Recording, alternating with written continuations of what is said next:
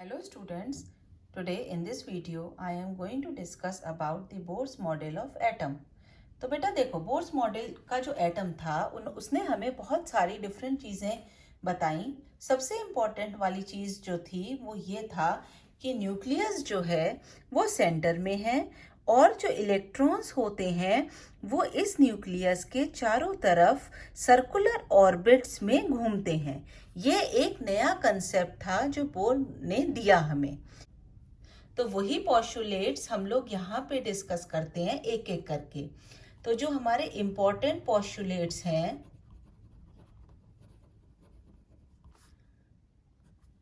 वो हैं बेटा, number 1, electrons in an atom revolve around the nucleus only in those circular orbits which are associated with definite energy. बेटा मेरे संग संग आप लोग इसको नोट भी कर लो तो आपको अच्छे से याद होता चलेगा। तो जो सबसे पहला इंपॉर्टेंट पॉइंट है वो ये है कि जो इलेक्ट्रॉन्स होते हैं वो न्यूक्लियस के चारों तरफ सर्कुलर ऑर्बिट्स में रिवॉल्व करते हैं और उन सर्कुलर ऑर्बिट्स की अपनी एक डेफिनेट एनर्जी होती है। ये जो ऑर्बिट्स होते हैं ये एक स्टेशनरी स्टेट कहलाई जाती है इलेक्ट्रॉन की, यानी कि इलेक्ट्रॉन जो है वो अपनी शेल में ही घूमेगा, इसके अलावा वो दूसरी शेल में नहीं जा सकता। तो जो इलेक्ट्रॉन होगा हम ये बोल सकते हैं कि इलेक्ट्रॉन की जो है वो स्टेशनरी स्टेट है एक अपनी। तो इसका मतलब ये नहीं होता कि इलेक्ट्रॉन स्टेशनरी है। Electron is not stationary, electron stationary नहीं है। बस सिर्फ क्या फर्क है कि जो एनर्जी है इलेक्ट्रॉन की revolving in a given orbit is fixed and does not change with time. ऐसा नहीं है कि ये टाइम के संग चेंज होती चली जाएगी। इलेक्ट्रॉन्स तो मूव कर रहा है, इलेक्ट्रॉन्स स्टेशनरी नहीं है, लेकिन वो जो है उसकी जो एनर्जी है वो फिक्स्ड है, वो टाइम के संग चेंज नहीं होती है। ये जो ऑर्बिट्स होते हैं यहाँ पे सर्कुलर ऑर्बिट्स होते हैं उनको एक पर्टिकुलर नेम से बोला जाता है KLMN और 1 2 3 4। क्या मतलब हुआ कि अगर n की वैल्यू 1 है तो शेल होती है K, अगर n की वैल्यू 2 है तो शेल है L, अगर 3 है M, 4 है N and so on. Second important point है बेटा about the angular momentum. Angular momentum electron का उसकी अपनी स्टेशनरी स्टेट में क्या होता है। That is a fixed value which can be calculated by using the formula mvr is equal to nh upon 2 pi, where n is the number of shells। ये वो shell है कि 1 है, 2 है, 3 है, वो है ये n, और n की वैल्यू जो है वो एक इंटीजर के बराबर होनी चाहिए, डेसिमल्स में नहीं हो सकती। तो जो इलेक्ट्रॉन होता है वो सिर्फ इलेक्ट्रॉन जो है वो सिर्फ इन्हीं ऑर्बिट्स में मूव कर सकता है, only in those orbits. Electrons can move only in those orbits where it is integral multiple of h upon 2 pi। जहाँ पे ये h upon 2 pi का इंटीग्रल मल्टीपल होगा वहीं पे जो इलेक्ट्रॉन होगा वो उसी ऑर्बिट में रिवॉल्व हो सकता है। तो क्या हम ये नहीं कह सकते कि जो एंगुलर मोमेंटम है, angular momentum is quantized, fixed values होती हैं, उसी में इलेक्ट्रॉन जो है वो रिवॉल्व कर सकता है। The next point, third point, so long as electron move in a given energy shell, वो इलेक्ट्रॉन जब तक अपनी वाली शेल में मूव करेगा, जिसको यहाँ पे नाम दिया गया ऑर्बिट का, which is later on replaced by orbital word, but here the fixed shell is named as orbit. So जब तक इलेक्ट्रॉन अपने इस फिक्स्ड ऑर्बिट में घूमता है, it neither absorbs energy nor emits energy. इसका मतलब जब तक ये अपनी इस शेल के अंदर रिवॉल्व करेगा, ना तो वो एनर्जी लेगा और ना ही वो एनर्जी को एमिट करेगा अपनी एक स्टेशनरी स्टेट में। बेटा, so long as electron move in a given energy shell, it neither absorbs energy nor emits energy. जब तक इलेक्ट्रॉन अपने अब फिक्स्ड ऑर्बिट के अंदर रिवॉल्व करता रहेगा, तो उस स्टेट में ना तो वो एनर्जी को रिलीज करेगा और ना ही वो एनर्जी को एब्जॉर्ब करेगा। तो ये वाली चीज जो है वो मैक्सवेल के डिस्ट्रीब्यूशन लॉ से को जस्टिफाई करती है, जो ये कहता था कि इलेक्ट्रॉन को फाइनली न्यूक्लियस के अंदर फॉल हो जाना चाहिए, लेकिन वो चीज़ नहीं होगी, क्योंकि यहाँ पे जब भी इलेक्ट्रॉन अपनी स्टेशनरी स्टेट में रिवॉल्व कर रहा है तो वो स्टेबल है, वो प्यार से बच्चे की तरह घूमता रहेगा। अब आता है बेटा next point, the fourth point, C while revolving, the electrostatic force between the electron and nucleus provides centripetal force. ये क्या बात हुई बेटा? ये बात कह रहा है कि अगर हमारा इलेक्ट्रॉन अपनी शेल के अंदर रिवॉल्व कर रहा है, चाहे वो 2 में करे, 3 में करे, 4 में करे, मानो ये इलेक्ट्रॉन 4 में रिवॉल्व करता है और इस फोर्स से इलेक्ट्रॉन अगर फोर्थ शेल में है और ये न्यूक्लियस से अट्रैक्शन शो करेगा, न्यूक्लियस इसको अपनी तरफ खींचना चाहेगा, लेकिन जो इलेक्ट्रॉन अपना इलेक्ट्रोस्टैटिक फोर्स होता है, जब भी वो किसी भी रिवॉल्व करेगा ऑर्बिट के अंदर, जब वो इलेक्ट्रोस्टैटिक फोर्स होगा तो वही जो है सेंट्रीपिटल फोर्स से बैलेंस हो जाएगा। तो यही हम कहने की कोशिश कर रहे हैं कि व्हेन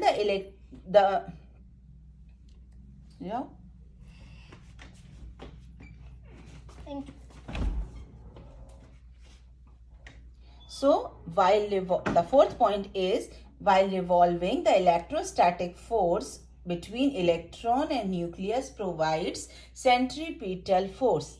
ये बेटा क्यों जरूरी है? ये देखो, अगर इलेक्ट्रॉन जो है वो न्यूक्लियस अपनी तरफ उसको पुल करता है, ये इलेक्ट्रॉन है, इलेक्ट्रॉन जो है वो न्यूक्लियस की तरफ उसको अपनी तरफ पुल करेगा, लेकिन इलेक्ट्रॉन तो न्यूक्लियस में नहीं जाएगा। तो इलेक्ट्रॉन जब रिवॉल्व कर रहा है तो इसके चारों तरफ इलेक्ट्रोस्टैटिक फोर्स भी डेवलप हो रही है, जो कि इस न्यूक्लियर चार्ज को बैलेंस कर देती है और उसको हम बोलते हैं सेंट्रीपिटल फोर्स।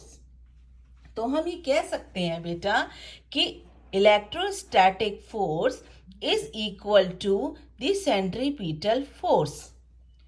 अब यहां से आप देखना बेटा कि सेंट्रीपिटल फोर्स क्या होती है। सेंट्रीपिटल फोर्स होती है mv²/r, और जो ये इलेक्ट्रोस्टैटिक फोर्स होती है इसको हम डिनोट करते हैं 1/4πε0 Q1Q2/r²। इसको हम ऐसे डिनोट करते हैं, ठीक है। ये एक फिक्स्ड क्वांटिटी है जिसको हम लोग आगे, आप लोग क्लास 12th में भी डिटेल में पढ़ते हो फिजिक्स चैप्टर में, तो वहीं से हमारा ये आता है कि अगर दो पॉजिटिव चार्ज या नेगेटिव चार्जेस होते हैं, उनके बीच में force of attraction, electrostatic force of attraction इसके बराबर होता है। यहाँ पे जो हमारा फोर्स लग रहा है वो हमारा इलेक्ट्रॉन और न्यूक्लियस के बीच में लग रहा है। इलेक्ट्रॉन जो है शेल के अंदर इवॉल्व कर रहा है, लेकिन उसको न्यूक्लियस अट्रैक्ट कर रहा है। और न्यूक्लियस के पास क्या प्रेजेंट होता है? न्यूक्लियस के पास प्रेजेंट होता है न्यूक्लियर चार्ज। और ये किसके बराबर होता है न्यूक्लियर चार्ज? भाई न्यूक्लियर चार्ज जो होता है, न्यूक्लियस के अंदर जितने इलेक्ट्रॉन्स जो होते हैं हमारे एटम में प्रेजेंट होते हैं, उतने ही हमारे प्रोटॉन्स प्रेजेंट होते हैं न्यूक्लियस में। तो हम ये कह सकते हैं कि यहाँ पे एटॉमिक नंबर जितना होगा उतने क्या प्रेजेंट होते हैं? इलेक्ट्रॉन्स प्रेजेंट होते हैं। इलेक्ट्रॉन्स नहीं, एग्जैक्टली प्रोटॉन्स प्रेजेंट होते हैं विद द ऑपोजिट साइन। तो उनको हम बोलते हैं कि ये हमारे पास प्रोटॉन्स हैं। अगर इलेक्ट्रॉन्स नेगेटिवली है तो न्यूक्लियस के अंदर हमारे पास प्रोटॉन्स प्रेजेंट है। कितने प्रोटॉन्स प्रेजेंट है? भाई जितना उसका एटॉमिक नंबर होगा। तो इलेक्ट्रॉन जो है बेसिकली किस न्यूक्लियर से अट्रैक्टेड है, और न्यूक्लियस के पास कितना चार्ज प्रेजेंट है? Ze। अब कोई भी पूछेगा तो हमेशा बता दोगे कि न्यूक्लियर चार्ज क्या होता है? Plus Ze। इलेक्ट्रॉन क्या है? Minus E। इनके बीच का जो डिस्टेंस होता है उसको हम डिनोट करते हैं R से।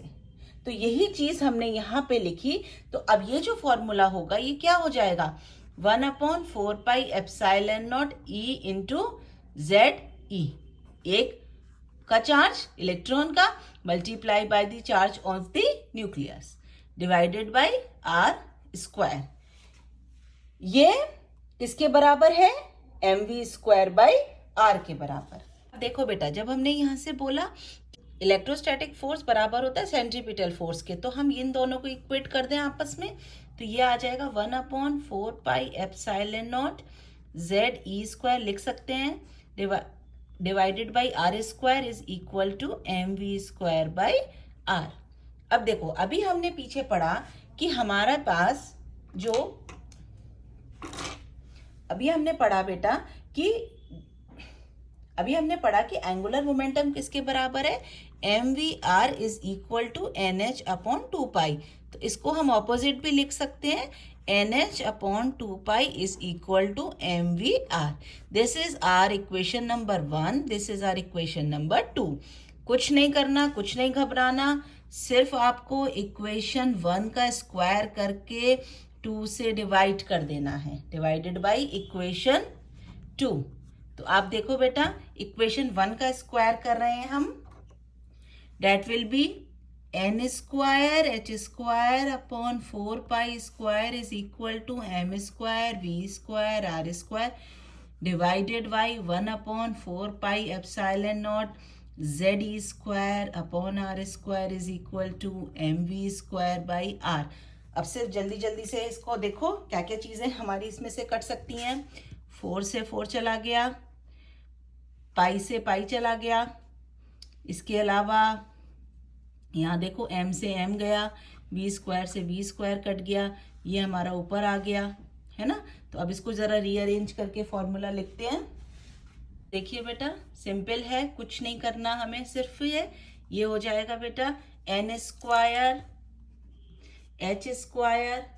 h² into r² divided by Ze², और ये पाई बचा, पाई, ठीक है, इज इक्वल टू, यहाँ आ गया बेटा आपका 1 mass into r² into r, ये ऊपर जाएगा। अब इसमें से देखो बेटा, r² से r² कैंसिल आउट हो रहा है, और अगर हम इसको रीअरेंज करके लिखते हैं तो ये क्या बन गया? देखो बेटा, r निकालना है हमें radius, r is equal to n² h² divided by pi Ze²। अब आप इसमें देखो इस फॉर्मूले में बेटा, तो अब हमारा ये फॉर्मूला निकल के आ गया, r is equal to h² n² pi me² z। ये हमने ऐसे क्यों लिखा? आपको ये दिखाने के लिए बेटा कि ये देखिए रेडियस में ये चीजें हमेशा कांस्टेंट रहेंगी। h क्या है? h हमारा है प्लैंक्स कांस्टेंट, तो ये हमारा फिक्स रहता है। ε0 क्या होता है? परमिसिटिविटी कांस्टेंट, ये हमारा फिक्स्ड वैल्यू है। पाई, मास, इलेक्ट्रॉन का चार्ज, ये सब हमारे पास बराबर है, कांस्टेंट वैल्यूज हैं ये सब हमारी। तो अब हमारे पास सिर्फ रेडियस क्या बचता है, अगर हम इसको सॉल्व करते हैं बेटा तो ये आता है 0.529 n square by Z which is approximately equal to 0.53 n square by Z. This is your radius of the orbit. ये रेडियस है हमारा जो जिसमें हमारा इलेक्ट्रॉन रिवॉल्व करेगा फ्रॉम द न्यूक्लियस। इसमें तुम वैल्यू रखते चलोगे तो तुम्हें ये पता चलेगा कि हाँ भाई इस शेल की जो है एनर्जी का रेडियस कितना होगा। जैसे बेटा अगर हम ये कहते हैं कि हाइड्रोजन का केस ले लो, हाइड्रोजन के केस में अगर हम बोलते हैं कि हाइड्रोजन का n इज इक्वल टू 1 है, फर्स्ट शेल ले लो, तो रेडियस क्या हो गया 0.53 into 1 square divided by atomic number of hydrogen is 1, तो ये आ जाएगा simply 0.53। Now here the values come in the form values of angstrom. किसमें निकालते हैं हम इसको, एंगस्ट्रॉम में। इसी तरीके से बेटा अगर सेकंड शेल की बात करते हो तो सेकंड शेल में क्या आ जाएगा, रेडियस 0.53 इंटू 2 का square divided by 1, 0.53 multiply by 4 which is equal to 2.12 angstrom. और इस तरीके से हम निकाल लेंगे। तो ये हमारे हाइड्रोजन के केस में फिक्स्ड रेडियस है कि हाँ भाई जो न्यूक्लियस के बाद जो रेडियस होगा, इलेक्ट्रॉन होगा, वो हमारा इतने ही दूरी पे रिवॉल्व कर रहा होगा। तो by the help of this we can solve it. अब बोर की एक चीज आपको याद रखनी होगी कि बोर जो है वो सिर्फ और सिर्फ 1 इलेक्ट्रॉन सिस्टम के लिए एप्लीकेबल होता है।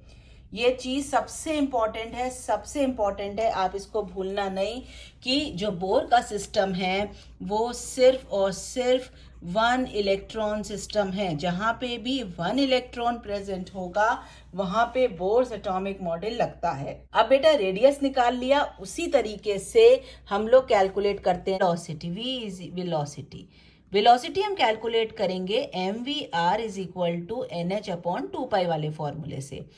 पीछे हमने लिखा बेटा r की वैल्यू हमारी क्या निकल के आई थी, n square h square epsilon not upon m pi e square z। Simple इस r की वैल्यू को यहाँ पे पुट करेंगे और हमें आंसर मिल जाएगा mv multiply by n square h square epsilon naught m pi e square z is equal to NH upon 2 pi. अच्छे बच्चों की तरह जल्दी से सॉल्व करने की कोशिश करो। पाई से तो पाई कट गया, m से m कट गया, इसके बाद एक n से एक n कट गया, h से h कट गया, है ना। तो अब इसको सिर्फ रीअरेंज करके लिख लो, you will get the answer. So v is equal to half ZE square upon क्या बचा, यहाँ पे बचा बेटा NH एप्सिलॉन नॉट। अब इसमें से हमारे पास कांस्टेंट वैल्यूज क्या क्या हैं, ई स्क्वायर कांस्टेंट है ना, 2 ये वाली वैल्यू कांस्टेंट और ये वैल्यू कांस्टेंट, ये हमारे कांस्टेंट है। तो जब हम इसको सॉल्व करते हैं बेटा तो हमारी जो वैल्यू निकल के आती है v for the nth orbit will be equal to 2.18 into 10 to the power 6 z by n, और ये मीटर पर सेकेंड में वैल्यूज कैलकुलेट करके आती हैं। इसका मतलब आप खुद सोच सकते हो कि इलेक्ट्रॉन की वेलोसिटी कितनी ज्यादा है, 10 टू द पावर 6। क्या हम काइनेटिक एनर्जी भी निकाल सकते हैं। जब हमने वेलोसिटी निकाल ली तो काइनेटिक एनर्जी निकालने में कितनी देर लगती है ना। तो kinetic energy will be equal to half mv square, और यहाँ पे हाफ m, v की वैल्यू तो अभी तुमने ऊपर निकाली, उसका सिर्फ तुम्हें स्क्वायर करना है।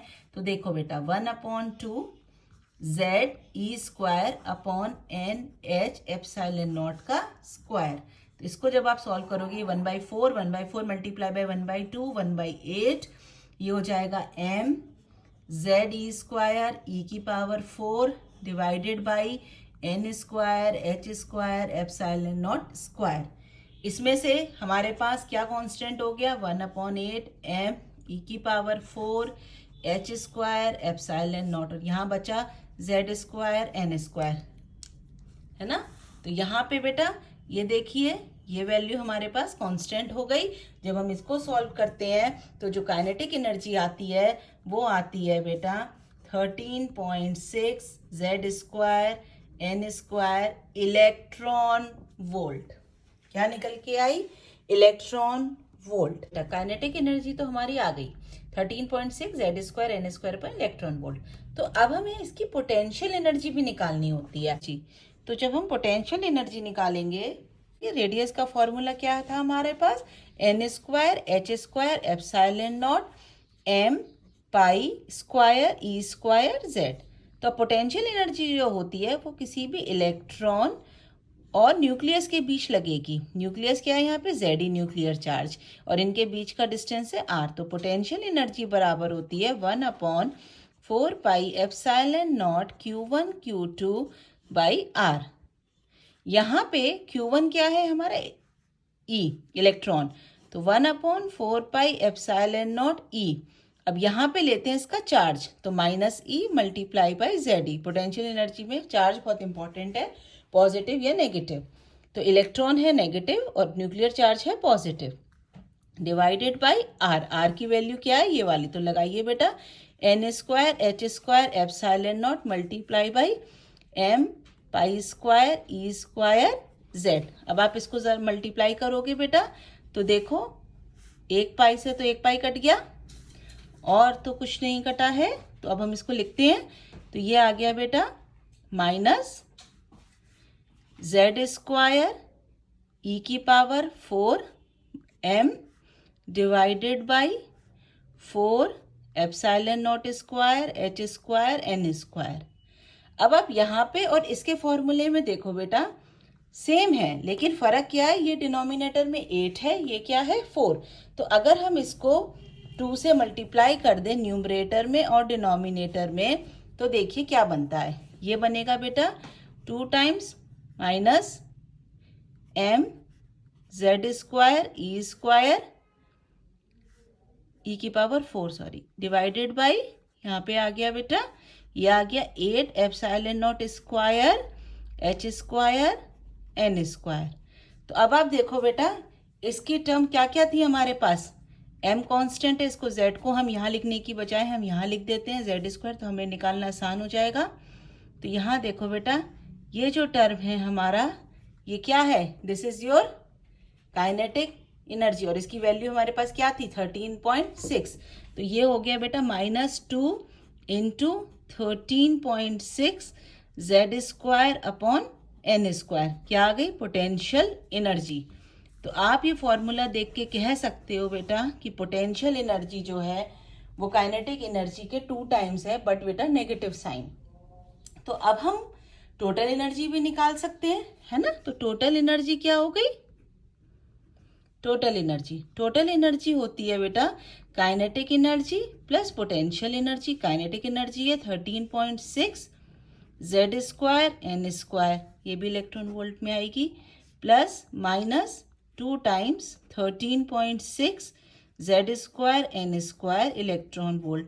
तो ये आ गई बेटा -13.6 Z square N square electron volt, and this total energy is negative. अब बेटा क्वेश्चन ही आता है कि ये जो टोटल एनर्जी है ये नेगेटिव क्यों है ना?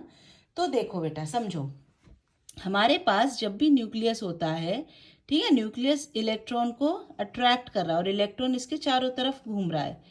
तो अगर आप इसकी एनर्जी कैलकुलेट करो हर लेवल के लिए, हर शेल के लिए, तो आपको मिलेगी बेटा, देखो अगर हम यहाँ पे कैलकुलेट करते हैं for n is equal to 1, तो टोटल एनर्जी क्या निकल के आएगी?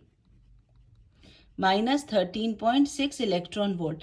लेकिन अगर n इज इक्वल टू 2 लेते हो तो टोटल एनर्जी क्या आ जाएगी?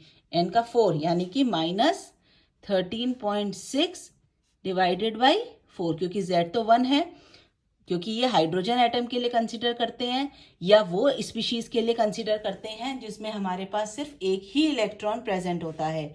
तो इसको आप सॉल्व करोगे, that will come out to be -3.4। इसी तरीके से n इज इक्वल टू 3 के लिए आप निकालोगे बेटा, total energy will be equal to -13.6 divided by 9, तो ये आ जाएगी -1.51 इलेक्ट्रॉन वोल्ट। इसी तरीके से n is equal to 4 will come out to be -13.6 divided by 16, it will come out to be -0.85 electron volt. तो बेटा ये हमने क्यों निकाला, और इसको हमेशा याद कर लेना कि जो फर्स्ट शेल की एनर्जी है वो है -13.6, दूसरी शेल की है -3.4, n इज इक्वल टू 3 की है -1.51, और फोर्थ की क्या हो जाएगी -0.85। और यानी कि एनर्जी जो है वो जैसे जैसे हम इलेक्ट्रॉन से न्यूक्लियस से दूर जाते जा रहे हैं, एनर्जी जो है वो बढ़ती जा रही है। तो सबसे कम एनर्जी किस में है, जो जब इलेक्ट्रॉन हमारे पास माइनस शेल में है, यानी कि 1 शेल में है, तो -13.6 सबसे कम एनर्जी है। जैसे जैसे दूर जाएंगे एनर्जी बढ़ती जा रही है, और इन्फिनिटी पे जाके एनर्जी तो 0 हो जाएगी, है ना, कि मतलब इसके पास 0। अब ये इन्फिनिटी की स्टेट क्या होती है, इन्फिनिटी की स्टेट होती है कि इलेक्ट्रॉन न्यूक्लियस के अट्रैक्शन से बाहर भाग गया। तो जैसे ही वो बाहर भाग गया, बाहर भागने का मतलब होता है कि वो जो है जो इलेक्ट्रॉन है वो न्यूक्लियस के कंट्रोल में नहीं है, तो उसकी एनर्जी 0 है। लेकिन जैसे जैसे वो न्यूक्लियस के पास अप्रोच करता चला जाता है तो उसकी एनर्जी जो है वो कम होती चली जाती है, वो स्टेबल होता चला जाता है। और जितना ज़्यादा वो न्यूक्लियस के पास आएगा वो उतना ज़्यादा स्टेबल होगा, क्योंकि उसकी एनर्जी उतनी कम है। तो ये मतलब होता है बेटा नेगेटिव साइन का। अब बेटा जब हमने टोटल एनर्जी को निकाल लिया तो अब इसका बोर का नेक्स्ट पोस्टुलेट आता है, the fifth one, that is when an electron jumps from one orbit to another orbit, then the difference in the energy of the two energy levels is absorbed or emitted in the form of radiation। तो अभी तो बेटा हम लोग ये कह रहे थे कि इलेक्ट्रॉन जो है जब अपने ही ऑर्बिट में रिवॉल्व करता है तो ना तो वो एनर्जी को रिलीज करता है ना ही वो एब्जॉर्ब करता है। अब इस वाली बात का क्या मतलब हुआ कि when an electron jumps from one orbit to another orbit, then the difference in the energy of the two energy levels is absorbed और emitted in the form of radiations. सीधी सी बात है बेटा कि जब इलेक्ट्रॉन जो होता, इलेक्ट्रॉन है ये न्यूक्लियस हो गया, इलेक्ट्रॉन अपने शेल में जब रिवॉल्व करता है तो वो किसी भी तरीके से अगर वो नेक्स्ट एनर्जी लेवल पे जाना चाहता है, तो अगर हमने उसको कोई रेडिएशन प्रोवाइड करी है ना, हमने एटम के ऊपर कोई रेडिएशन डाली, तो ये इलेक्ट्रॉन क्या करेगा, ये एनर्जी को एब्जॉर्ब करेगा अगर वो एनर्जी बहुत ज्यादा है, और वो फौरन जंप होके नेक्स्ट हायर एनर्जी लेवल में चला जाता है। लेकिन वो ऐसा नहीं है कि वो सारी एनर्जीज को एब्जॉर्ब कर लेता है, वो वही एनर्जी एब्जॉर्ब करेगा जितनी उसको रिक्वायर्ड है to go to the next energy level. और नेक्स्ट एनर्जी लेवल के लिए जो हमारी एनर्जी थी वो थी सपोज करो -3.4, है ना। तो अगर हम उसको जो है एनर्जी देते हैं सपोज करो 10.2 की, है ना, तो मानो 13.6 हमारे पास उसकी एनर्जी ऑलरेडी प्रेजेंट है, हमने उसको 10.2 की एनर्जी दे दी, तो अब उसके पास कितनी बची, ये बची उसके पास 3.4 की एनर्जी, और 3.4 की एनर्जी होती है सेकंड शेल की, तो वो फौरन उस एनर्जी को एब्जॉर्ब करके सेकंड शेल में चला जाएगा। इसी तरीके से वो सिर्फ वही एनर्जी को एब्जॉर्ब करेगा जो परमिसेबल होंगी। तो इसका मतलब वो एनर्जी लोअर एनर्जी लेवल से हायर एनर्जी लेवल पे जंप करने के लिए वो एनर्जी को एब्जॉर्ब करता है। अब क्या हुआ, आप सपोज करो कि वो इतनी ही एनर्जी इस लेवल से निकाल दे, रिलीज आउट कर दे, तो वो वापस अपनी ही शेल में आ जाएगा, जिसको हम बोलते हैं कि वो एनर्जी इज एमिटेड। कब होगी, जब वो अपनी E2 से E1 में आएगा। तो ये जो चेंजेस होते हैं ये वाले, इसको हमने एनर्जी को हम रिप्रेजेंट करते हैं h न्यू से, which is equal to hc upon lambda. Lambda आपकी वेवलेंथ है, ये आपकी स्पीड ऑफ लाइट हो जाती है, h is the Planck's constant. Because of these changes lines of definite frequency and lambda are obtained in the atomic spectra। तो इसी वजह से हमारे पास डिफरेंट लाइंस आती हैं एटॉमिक स्पेक्ट्रा में, and this explains the line spectrum of atoms। The sixth important point is again that is energy of electrons in atoms is quantized। अब यहाँ पे बेटा क्वांटाइज्ड का क्या मतलब है, क्वांटाइज्ड का मतलब होता है कि हमारे पास जो वैल्यूज होती हैं वो एक रेस्ट्रिक्टेड वैल्यू है। The restriction of any property to discrete value, fixed values का रेस्ट्रिक्शन है हमारे पास, उसी को हम बोलते हैं क्वांटाइजेशन। तो यहाँ पे जो एनर्जी होती है इलेक्ट्रॉन्स की वो क्वांटाइज्ड होती है, वो फिक्स्ड वैल्यू होती है। तो बोर ने बेटा ये वाले सारे हमारे पास पॉस्टुलेट्स दिए थे। सारे पॉस्टुलेट्स को ध्यान में रखते हुए हम लोग जो है अपने ऑब्जेक्टिव क्वेश्चंस को सॉल्व आउट कर सकते हैं। So I'll explain, do the some objective questions. Please go through it. Thank you.